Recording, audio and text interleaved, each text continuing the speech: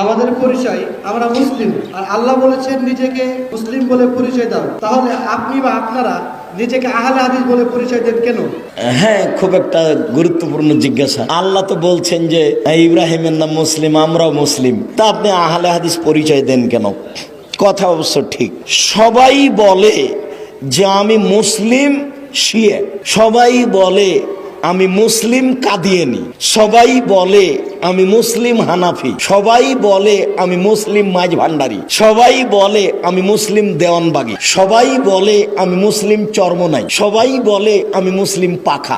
এইটা যখন বলল তখন মুসলিম এ কথা ঠিক, কাদিয়ানী হোক শিয়া হোক মুসলিমের সবাই ঠিক আছে। কিন্তু যখন বলছে যে জিবরাইল আসতে ভুল করেছে, আসলে জিবরাইলকে আসতে হতো আলীর কাছে, কিন্তু জিবরাইল ভুলে গিয়ে কার কাছে এসেছে? মুহাম্মদ সাল্লাল্লাহু আলাইহি ওয়াসাল্লামের কাছে এসেছে। তখন তার মুসলিম কথাটা